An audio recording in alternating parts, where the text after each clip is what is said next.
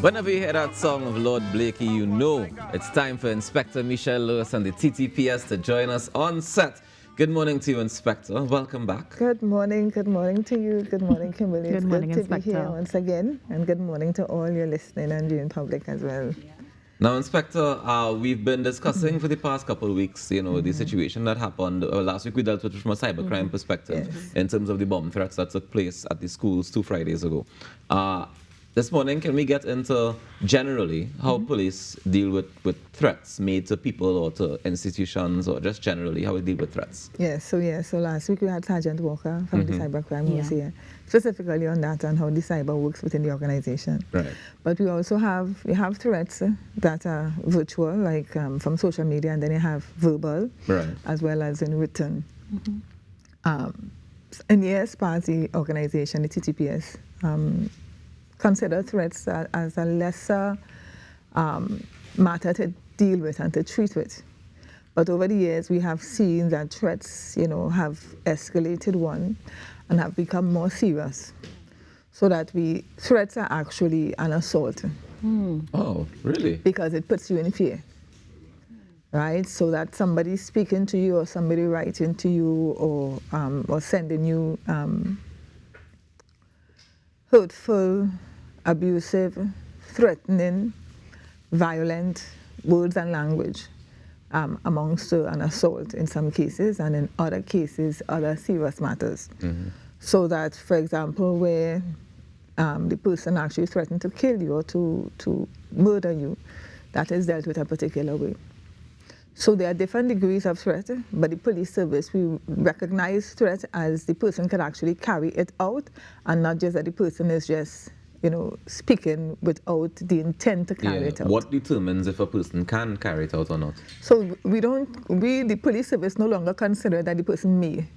We look at it as the person made a threat against you, the person can carry it out. And so we investigate it from that perspective, as if the person will in fact do the offense or commit the offense that they say they will do.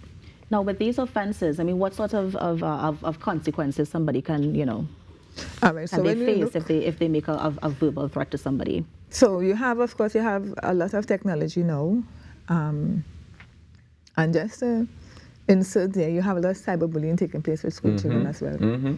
Right? So even though it might be classified as cyberbullying, when you look into the law, you wouldn't see the word bullying. You would see assault or threat or something else that would constitute a criminal offense according to the law. Right. But you get a lot of that happening. So when you look at the summary offenses, and I could read a portion of it to you if you like. When you look at the summary offenses, chapter 1102, section 108, and it talks about persons telegraphing, but of course using a telephone. Right? So it says any person who sends any message by telephone which is grossly offensive or indecent, obscene, menacing in character, or sends indecent pictures or writing, the penalty provides in respect of publication which do not contain names of printer or publisher thereof. Any person who sends messages via telephone or other means which he knows to be false for the purpose of causing annoyance, inconvenience, or needless anxiety to another person. And any person who persistently makes telephone calls or any other use of technology without reasonable cause and for any such purpose as mentioned above is liable on summary conviction to a fine of $200 and to imprisonment of 1 month. $200? And then it goes on, just checking. And then it goes on, but depending on the severity. Well, let's give you an example then, Inspector. We're looking at what happened with the emailed bomb threats in school, right? If the police continues their investigation and they find the perpetrator, somebody like that, what sort of consequences will that person face? Well, I know the police service had shared some information in relation to that particular bomb threat, where it has engaged international countries. So the bomb threat is not within the laws of Trinidad per se, but of course there are international treaties and agreements within the countries. So the bomb threat wouldn't fall under that Summaries Act that you just read there? It probably will involve another piece of legislation. Okay.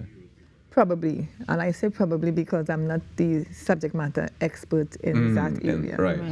Right, but based on information that we have gotten and information that we have released already to the public, is that it is not locally based in its entirety, and so there are servers that we would have observed. When you say not locally based, you mean the originate, right? The threat. It didn't originate from here. Is that what we're saying in TNT? Yes, correct. Okay, it originated from somewhere abroad. Somewhere else. Okay. Somewhere else, and we share that information so that. Because there are a lot of schools within Trinidad and Tobago where that were affected. Several secondary schools in particular where it was affected. And sometimes we get, sometimes after something like that happens, you find sometimes people in Trinidad and Tobago now like to duplicate it. And so we really want to inform persons that sometimes you watch as a young person or anybody for that matter, and you feel that you can do it as well. But the laws in Trinidad and Tobago and internationally, because we have Interpol International and other laws that support barriers in terms of you can go from one country to the other and the law will maintain. You have it in several pieces of legislation where if you commit an offense in one country, you can be arrested in whichever country, right? Right. So that sometimes you find that because something happened and people feel that the matter is not being investigated, I want to duplicate it and do the same thing. And so you might hear somebody want to send out a threat subsequent. So this morning we really want to urge persons, especially, but generally, to desist from making threats to another person, whether it is virtually, whether it is in person or otherwise. And so even though you have this piece of legislation, when you look at other pieces of legislation that supports any other act that you will do, you realize that the offense mightn't be just this, or the penalty may not just be this, because you can be charged for a series of offenses. But tell me something, Inspector. If it is that somebody makes a threat to me online, for example, right? Like they send me a message or they write something on my Facebook page or my Twitter or whatever, and they say, hey, I don't like you, Rockers, you think, and I go do this to you and I go do that to you. Is it that I have to come into the police and report that as me feeling threatened by the statement in order for the police to start investigating? Or is it that if the police, when your own monitoring of the social media space, see threats, that you all act on it? There's a lot happening in the social media space, and it will be in your best interest to come forward and make a report. So that we have, and you don't have to come in person to make a report, but at some point in time you'll need to give a statement which you would have to record and you'll have to sign. In some cases, person actually prepare their statements and bring it to us. And in some cases, they will come and let the officers assist them to write the statement, and then they would sign. Well, Inspector, let me thank you so much for coming in this morning. Of course, you know, there's always much more to discuss, but we are happy that we had you here this morning, and we're going to see you next week, Monday, hopefully again. But thank you so much for joining us. Thanks for being here once again. And that was Inspector Michelle Lewis from the Trinidad and Tobago Police Service, just giving us an update on those threats and, of course, what we would have seen played out in the public domain as it relates to the emailed bomb threat to several schools 2 Fridays ago. You're on the Now Morning Show. We're going to take a break and be right back. Stay with us. All around, especially in town, no one could